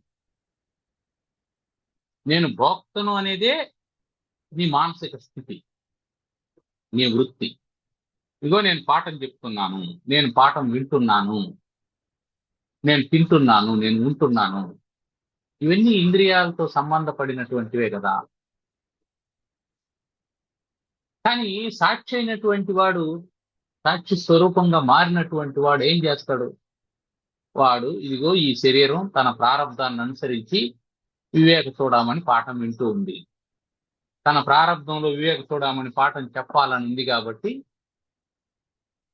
ఈ శరీరాన్ని ఆధారంగా చేసుకొని మనస్సు వివేక చూడమని రూపమైనటువంటి వృత్తిని పొంది ఇంద్రియాల ద్వారా, అంటే వాగింద్రియం ద్వారా దాన్ని చెబుతూ ఉంది. అని ఎవడు చెప్తున్నాడో వాడు చూసినాడంటే వాడికి జ్ఞానం కలిగింది. ఎవడు చెప్తున్నాడో వాడు ఎక్కడ చూస్తాడు? వాడు ఎక్కడ చూస్తాడు? నేను చెప్తున్నాను పాఠం అని కదా అంటున్నా.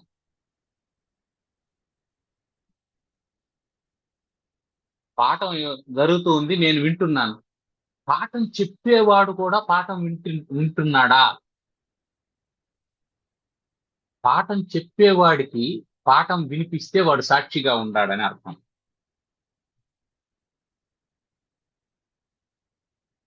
నిజానికి పాఠం చెప్పేవాడికి పాఠం వినిపిస్తూ ఉంటుంది.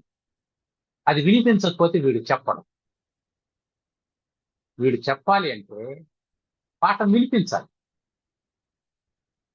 ఎలా వినిపిస్తుంది? వీడికి పరావాక్కు ద్వారా వినిపిస్తుంది. దాన్ని వైఖరి వాక్కులకి అనువాదం చేసి చెప్తున్నాడు. ఎవడు పాఠం చెప్తున్నాడో వివేక చూడమని పాఠం, వాడు అనువాదకుడు, ఈజ్ ఎ ట్రాన్స్లేటర్. మరి ట్రాన్స్లేటర్ కి ఎవడు అందిస్తూ ఉన్నాడు? ప్రాంప్టర్ ఒకడున్నాడు. ఆ ప్రాంప్టర్ ద్వారా చెబుతూ ఉన్నాడు. ఆ ప్రాంప్టరే సాక్షి. అది తెలియాలి. కాబట్టి నువ్వు సాక్షి రూపంగా మిగలడమే కావాలి. అంటే ఏమర్థం? నువ్వు సింహం అనేది నీకు తెలిసింది, నువ్వు మృగరాజు అనేది నీకు తెలిసింది. ఇది సాక్షి రూపం అంటే. ఇంకోటి ఉంది, ఇప్పుడు నువ్వు సాక్షి రూపం అయిన తర్వాత నువ్వు సాక్షి అయితే పరమాత్మ ఎవరు? నువ్వు సింహం అయితే లోపల నీళ్ళల్లో కనిపిస్తున్న సింహం ఎవరు? అది వేరు కదా. వేరా? కాదు అనేది తెలియాలి. కాదు అనేది తెలిస్తే నిన్ను ఇక్కడికి తీసుకొని వచ్చినటువంటి కుందేళ్లన్నీ నీకు ఆహారం అవుతాయి.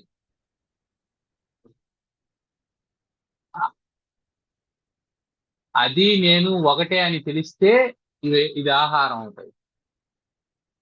అది నాకంటే భిన్నంగా ఉంది అని అనుకుంటే నువ్వు ఆహారం అయిపోతావు.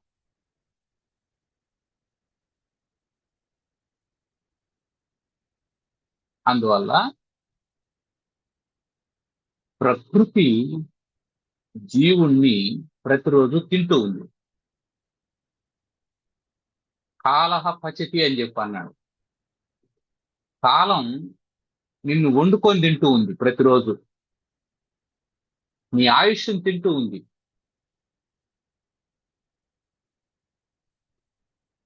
ఎందుకు తింటూ ఉంది అంటే నీకు తాదాత్మ్యం ఉంది కాబట్టి తింటూ ఉంది. అది తింటూ ఉన్నటువంటి దేన్ని నేను జీవుడని నువ్వు అనుకుంటున్నావే, ఆ జీవుణ్ణి తింటూ ఉంది. నేను వేరు అది వేరు అని అనుకున్నప్పుడు తింటూ ఉంటుంది. మేమిద్దరం ఒకటే అని అనుకున్నప్పుడు అది తిందు. అది తెలుసుకోవాలి అని చెప్తున్నాడు. ఇది కూడా చెప్పేస్తాం ఈ శ్లోకం కూడా.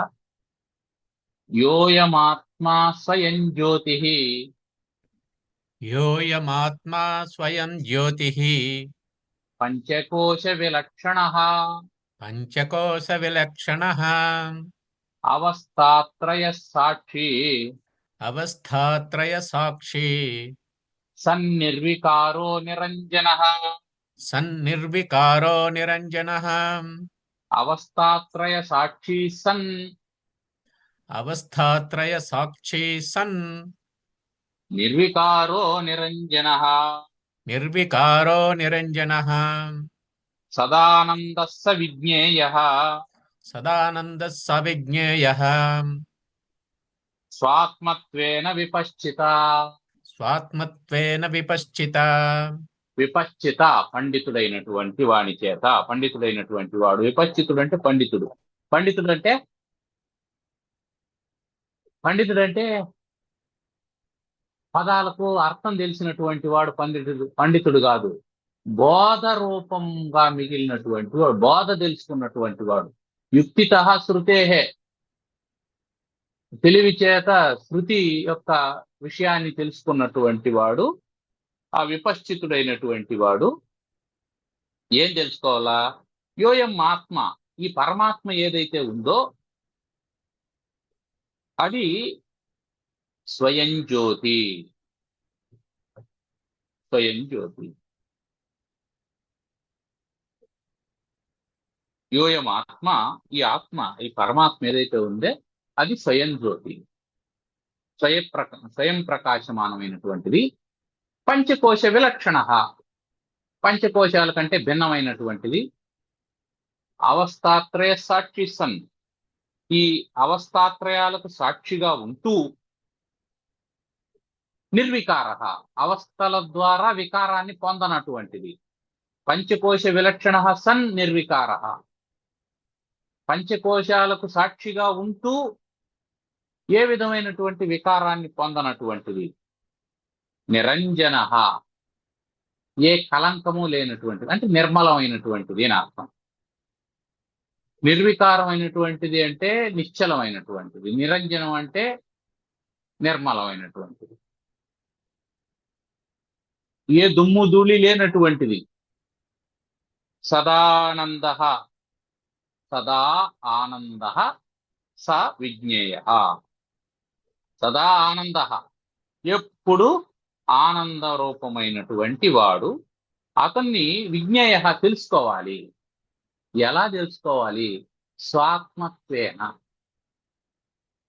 తన స్వరూపముగా తెలుసుకోవాలి. అది అర్థమైంది కదా. ఈ పంచకోశ విలక్షణమైనటువంటి వాడు ఏదైతే ఉన్నాడో వాడు నేనే తెలుసుకోవాలి. అది తెలుసుకోవాల్సింది స్వాత్మత్వమే. అప్పుడు నువ్వు పండితుడు అవుతావు. నువ్వు విపశ్చితుడు ఎప్పుడు అవుతావు? ఈ స్వయం జ్యోతి స్వరూపమైనటువంటి ఆత్మ పంచకోశ విలక్షణంగా, అవస్థాత్రయ సాక్షిగా, నిర్వికారంగా, నిరంజనంగా, సదానందంగా ఉంది. అది నేనే అని తెలుసుకుంటే అది అప్పుడు పండితుడు అవుతావు, అప్పుడు జ్ఞాని అవుతావు అని చెప్పాడు గురువు. ఇప్పుడు శిష్యునికి సందేహం వస్తుంది. శిష్యునికి వచ్చినటువంటి సందేహం ఏమిటి, దానికి గురువు గారు ఏం సమాధానం చెప్పారనేది తర్వాత తెలుసుకుందాం. ఏమైనా ప్రశ్నలు ఉన్నాయా?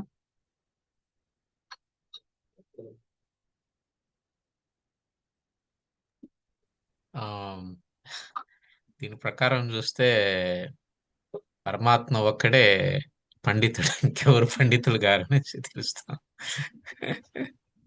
అంతే కదా. తర్వాత సాధారణంగా మనం ధ్యానం అనే పదం వింటూ ఉంటాము. ధ్యానం అనేది నిశ్చలం కోసమే ప్రయత్నం చేస్తున్నట్టుగా తెలుస్తుంది. అది నిర్మలం కోసము అనేది ప్రయత్నం జరగడం లేదు. అది నిర్మలం చేయాలంటే విచారణ అనేది చేయవలసిందే, లేకుంటే ఆ వాసనలు అట్లే అణిగి ఉంటాయి అనేసి. అదే నిష్కామ కర్మ వల్ల నిర్మలత్వం వస్తుంది, ఉపాసన వల్ల నిశ్చలత్వం వస్తుంది. మనం చెప్పుకున్నాం ఉమ్, ఈ మల విక్షేప దోషాలు పోవడానికి ఏం చేయాలి? నిష్కామ కర్మ వల్ల మల దోషం పోతది.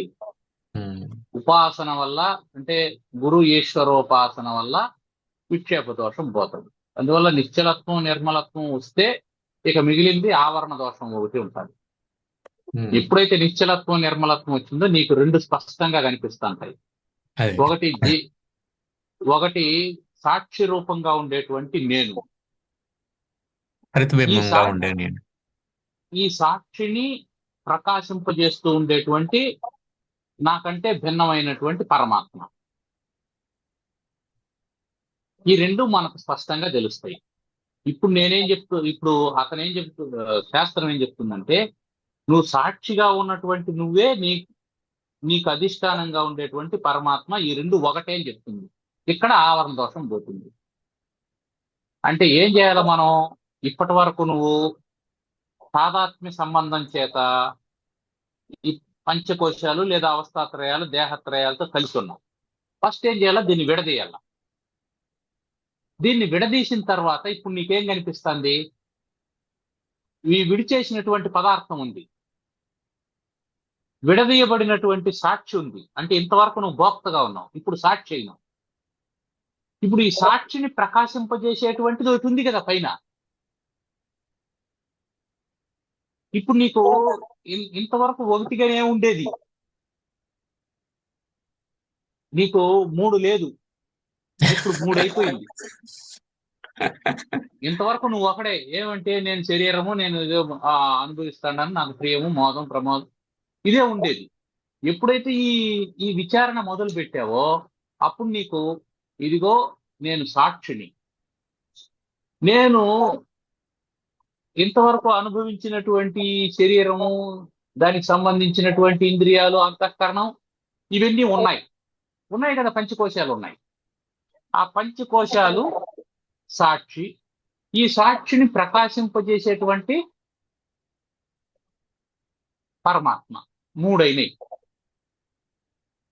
ఇప్పుడు తెలియాల్సింది ఏంటంటే, ఈ సాక్షి పరమాత్మ కంటే భిన్నమైనటువంటిది కాదు అని తెలియాలి. ఈ రెండు తెలిసినాయంటే అప్పుడు ఇది కూడా పరమాత్మే అయిపోతుంది. ఏది? ఈ పంచకోశాలు కూడా పరమాత్మలో అంతర్భాగమే అయిపోతుంది. అంటే మనం మొదటే చెప్పుకున్నటువంటి దర్పణం దృష్టాంతం, దర్పణం మీద సూర్యుని యొక్క ప్రతిబింబం పడింది. ఈ దర్పణంలో ఉండేటువంటి కాంతి, దర్పణం నుంచి పరావర్తనం చెందినటువంటి కాంతి గదిలోకి ప్రసరించింది. గదిలో ఉండేటువంటి వస్తువులన్నీ కనిపిస్తూ ఉన్నాయి. ఇప్పుడు ఈ దర్పణం ఏం చేస్తుంది? అనుభవిస్తుంది గదిలో ఉండేటువంటి వస్తువుల్ని. ఆ బాటిల్ బాగుంది, ఈ పెన్ను బాగుంది, ఆ పుస్తకాలు బాగున్నాయి, ఆ అల్మారా బాగుంది, అది నాది, ఇది నీది అని అనుకుంటూ ఉంది. ఇది ఈ అద్దానికి ఏం చెప్తున్నామంటే మనం, ఒరే ఇవన్నీ నువ్వు కాదు అని చెప్తున్నావు. ఇవన్నీ నువ్వు కాదు. ఎందుకంటే నీలో కాంతి ప్రసరించనటువంటి ఉత్తర క్షణం అవి నీకు కనిపించవు. కాబట్టి అవన్నీ నువ్వు కాదు అని చెప్తూ ఉన్నాం. ఇప్పుడు ఈ అద్దం విచారణ చేసింది. అద్దం విచారణ చేసి నేను సాక్షిని తెలుసుకున్నది, నేను భోక్తను కాదని తెలుసుకున్నది. ఇప్పుడు సాక్షిగా ఇది తెలిసినప్పుడు, దీనికి ఉన్నప్పుడు గదిలో ఉండేటువంటి వస్తువులు ఉన్నాయా లేవా? ఉంటాయి. నువ్వు భోక్తగా ఉన్నప్పుడు ఏవేవైతే ఉన్నాయో సాక్షిగా ఉన్నప్పుడు కూడా ఉంటాయి. ఇప్పుడు ఏం మారింది అక్కడ? జస్ట్ నీ ఆలోచన మారిందంతే. నీ ఆలోచన మారింది. ఇది వరకు నేను అనుభవిస్తున్నాను అనుకునేటువంటి నువ్వు నేను చూస్తున్నాను అని ఆలోచన మార్చావు. ఇంతే సాధన, ఇది సాధన. ఇప్పుడు ఈ ఆలోచన మారిన తర్వాత నేను చూస్తున్నాను అనేది కూడా అహంకారమే కదా. ఇప్పుడు అర్థం రియలైజ్ కావాల్సింది ఏంటంటే, వీటిని వదిలేయి. అసలు నీకు ఈ జ్ఞానం ఎట్లా వచ్చింది, ఎవరి నుంచి వచ్చింది అనేది చూడు. నువ్వు స్వయం ప్రకాశమా, స్వయం జ్యోతివా? కాదు. నువ్వు నిశ్చలంగా నిర్మలంగా ఉన్నావు కాబట్టి అది ప్రతిఫలిస్తూ ఉంది నీలో. ఇప్పుడు ఏం చేస్తుంది ఇది? ఈ కాంతి అంతా నాది కాదు. ఈ కాంతి అంతా నేను ప్రకాశించడానికి కారణం పరమాత్మ, సూర్యుడు అని తెలుసుకున్నది. ఇప్పుడు అర్థం ఏమైంది? అర్థం ఉపాధి అయిపోయింది. అర్థం ఉపాధి. ఆ అర్థంలో ఉండేటువంటి సూర్యుడు వేరు, పైన ప్రకాశిస్తాండేటువంటి సూర్యుడు వేరు అని అనుకుంటూ ఉంది. ఎప్పటి వరకు? ఈ అర్థం ఉన్నంత వరకు. ఈ అర్థం ఉపాధి అనేటువంటి జ్ఞానం ఎప్పుడైతే కలిగిందో అప్పుడు ఈ ఉపాధిలో ప్రతిబింబించినటువంటి సూర్య బింబము, పైన వెలుగుతూ ఉన్నటువంటి సూర్య బింబము రెండు ఒకటే. అది ఉంది కాబట్టి ఈ అద్దము వెలుగుతూ ఉంది. అద్దం వల్ల గదిలో ఉండేటువంటి వస్తువులు తెలుస్తూ ఉన్నాయి అనేది మనకు అర్థం కావాలి. అంటే ఇక్కడ నువ్వు సాక్షి కూడా కాదు. నువ్వు సాక్షిని నేను చెప్పినావంటే, నేను ప్రతిబింబాన్ని చెప్పినావంటే అక్కడ మళ్ళీ ఏముంటాయి? ఈ ప్రతిబింబం ద్వారా ప్రకాశిస్తూ ఉన్నటువంటి గది ఉంది. ఈ ప్రతిబింబానికి కారణమైనటువంటి అసలు బింబం సూర్యబింబం ఉంది. ఇక్కడ నేను సాక్షిని అనేది కూడా ఉపాధే. జీవుణ్ణి ఉపాధిగా చేసుకొని నేను సాక్షిగా ఉన్నాను. ఆ ఉపాధి కూడా పోయింది అంటే నువ్వు సాక్షి స్వరూపం కూడా కాదు. ఇది అసలైనటువంటి పాండిత్యం అని చెప్పన్నాడు. కాబట్టి మనం మీరు ఇందాక అడిగినటువంటి ధ్యానము దేనికి సంబంధించి ధ్యానం చేస్తావు? ప్రశాంతంగా ఉండడానికి, ఆనందంగా అంతే. ఉండడం. ఇదంతా ఏంటంటే ధ్యానం అనేది అద్దాన్ని తొడవడము, అద్దాన్ని కదలకుండా ఫిక్స్ చేయడం. అద్దం ఇటు అటు కదులుతూ ఉందనుకో, కాంతి సక్రమంగా, ప్రతిబింబం సక్రమంగా ఉండదు.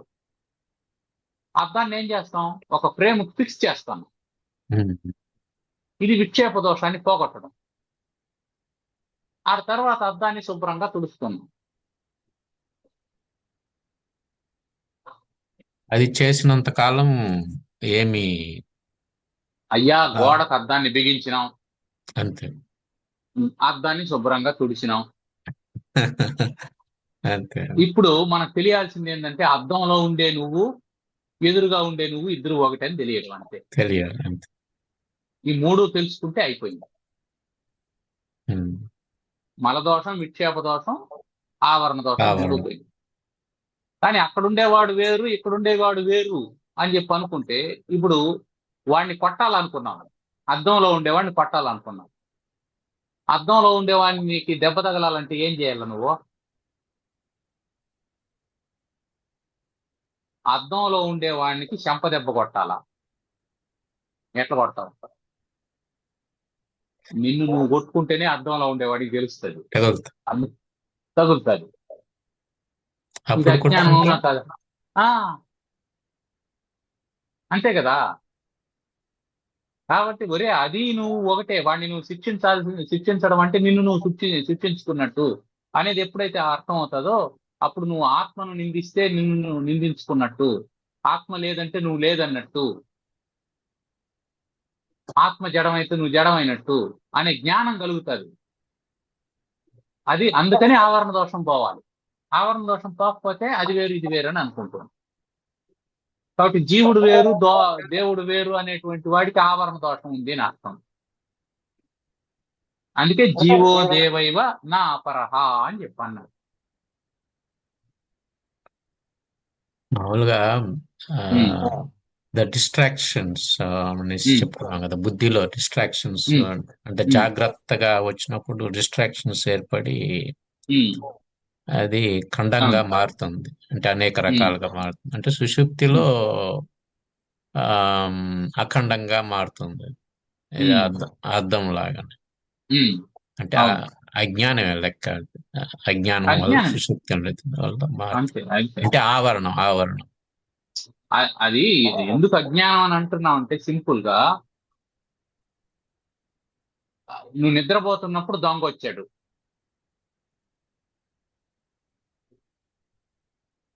ఏం చేస్తుంది అది? ఏం చేయదు.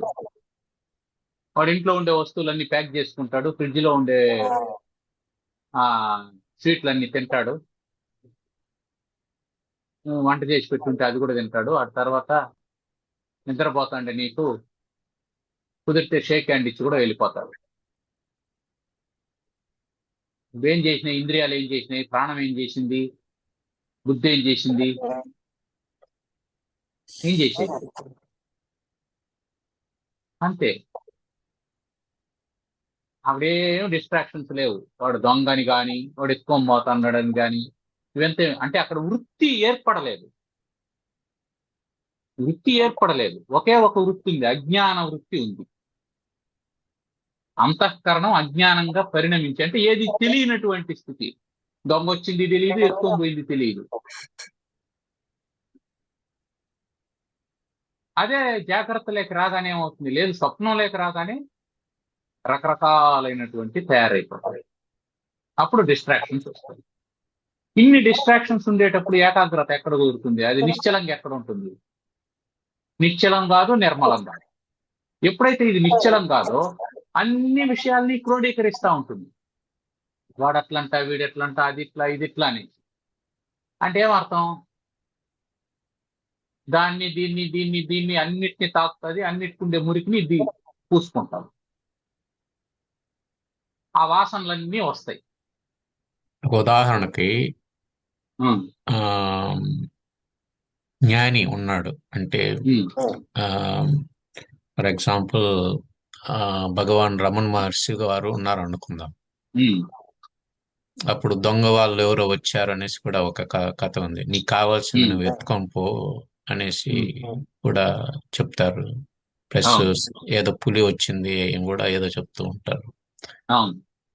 ఆ, దాన్ని బట్టి మనము దీన్ని అర్థం చేసుకోవచ్చు అన్నమాట. అంతే, అంతే, అంతే. సుషుప్తిలో ఉండేవాడు, జ్ఞానిగా ఉండేవాడు ఇద్దరు సమానం. కాకపోతే ఇతనికి అవును, తెలియదు, అతనికి తెలిసి తీసుకుపో అని చెప్తూ ఉంటాడు. అంతే, అంటే అంతే. రియాక్షన్ చేయకుండా, రియాక్ట్ కాకుండా రెస్పాండ్ చేసుకొని పోతూ ఉంటాడు. నీకు కావాల్సింది నువ్వు తీసుకుపో అన్నట్టు అంతే కదా. అని చెప్తే ఏ ఎవరైనా ఏమంటారు?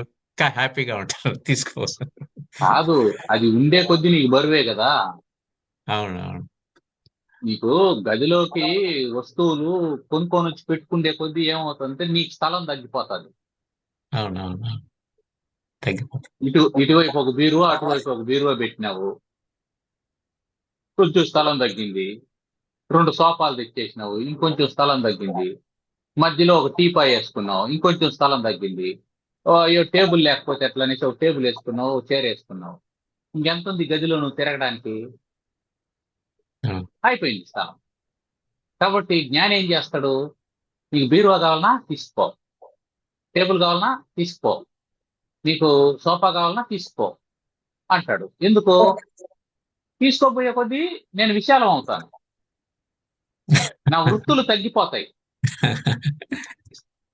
అందుకే నువ్వేందంటే మినిమలైజింగ్. నువ్వు ఎప్పుడు మినిమం చేసుకుంటావో అప్పుడు నీ వృత్తులు మినిమం అయిపోతాయి. ఎందుకు సాధువులు సన్యాసులు వీటన్నిటిని వదిలేసి ఒక గోచి మాత్రం కట్టుకొని ఉంటారు అంటే, నీకు బంధం అంటూ ఉంటే ఏముంటుంది? గోచి ఉంటే ఉంటుంది, ఊడితే ఉంటుంది, దాని మీదనే కదా బంధం. అంటే ఏమర్థం? బుద్ధి వృత్తుల్ని మినిమైజ్ చేస్తూ ఉన్నాడు. బుద్ధి వృత్తుల్ని మినిమైజ్ చేసుకోవాలి, అందువల్ల వీటిని వదిలేస్తాడు. ఒకవేళ ఉన్నా కూడా మనసులో నుంచి వదిలేస్తాడు కాబట్టి తీసుకుపో అంటాడు. వదిలేస్తాడు. అంటే మనస్సు ఉండేటప్పుడు ఏమవుతుందంటే మనస్సు దాని మీదకి పోతుంది. ఆ, ఏదుంటే పోతాను దాని మీదకి పోతుంది. పోతాను. జింక ఉంది కాబట్టి జింక మీదకి జడభరతునికి మనసు పోయింది. అవునవునవును. ఉంది ఆ కాబట్టి. ఉంది కాబట్టి, ఇప్పుడు ఈ రుద్రాక్ష ఉంది కాబట్టి నాకు దీని మీద మనసు పోతుంది. నా వేలికి ఉంగరం ఉంటే దాని మీదకి మనసు పోతుంది. వదిలేస్తే, ఇప్పుడు దాన్ని వేసుకొనే లేదనుకో, నాకు దాని గురించి నా ఆలోచనే లేదు. నేను కొన్నే లేదనుకో, దాని గురించి ఆలోచనే లేదు. అంటే ఏమర్థం, అక్కడ దానికి సంబంధించినటువంటి బుద్ధి వృత్తి లేదు. ఇట్లా ఒక్కో దాన్నే వదిలేస్తా వచ్చేసినట్టు. అప్పుడేమవుతుంది, అన్నిటికి సంబంధించినటువంటి బుద్ధి వృత్తులు పోయాయి. ఇప్పుడేముంది, శరీరం మాత్రమే ఉంది. ఇప్పుడేం చెప్తున్నాడు, ఈ శరీరం నువ్వు కాదు. ఇప్పుడు బుద్ధి వృత్తి శరీరం నుంచి పక్కకు పోయింది. ప్రాణం గురించి ఉంది, అది కూడా నువ్వు కాదు. నీ ఆ ప్రాణం కూడా నువ్వు కాదు. అప్పుడు బుద్ధి వృత్తి దాని నుంచి కూడా పక్కకు పోయింది. మనసు నుంచి పక్కకు పోయింది.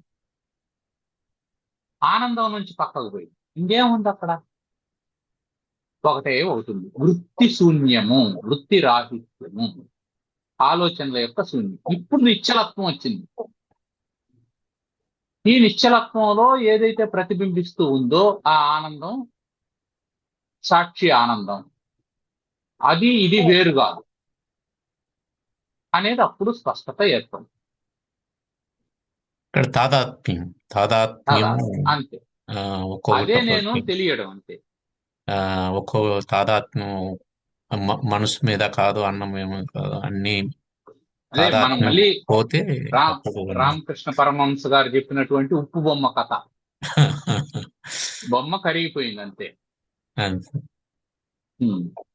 బొమ్మ కరిగిపోయిన తర్వాత నీళ్లలో ఉప్పు ఉందా లేదని మనం చూడాల్సిన అవసరం లేదు.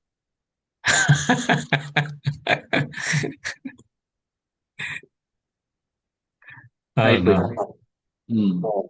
సముద్రం అంతా ఉప్పు కాబట్టి చూడాల్సిన అవసరం. బొమ్మ ఉన్నంత సేపు మాత్రం బొమ్మ ఉప్పా కాదని చూడొచ్చు. అవును, చేసుకోవాలి. అంతే. కాబట్టి మనం వృత్తులుగా ఉన్నప్పుడు సాక్షిగా కాదని చూసుకోవాలి. అంటే నేను ఉప్పు అక్కడ ఉప్పు ఇక్కడ ఉప్పు ఒకటేనా లేదా అని చూసుకోవాలి. కరిగిపోయిన తర్వాత చూడాల్సిన అవసరం. చూసేదే ఉంది. ఓం సర్వమంగళ మాంగళ్యే శివే సర్వార్థ సాధికే శరణ్యే త్ర్యంబకే గౌరీ నారాయణి నమోస్తుతే. ఓం స్వస్తి ప్రజాభ్యః పరిపాలయంతాం న్యాయ్యేన మార్గేణ మహీం మహీజాః గోబ్రాహ్మణేభ్యః శుభమస్తు నిత్యం. లోకాః సమస్తాః సుఖినో భవంతు. ఓం శాంతి శాంతి శాంతి. స్వస్తి. ధన్యవాదాలు.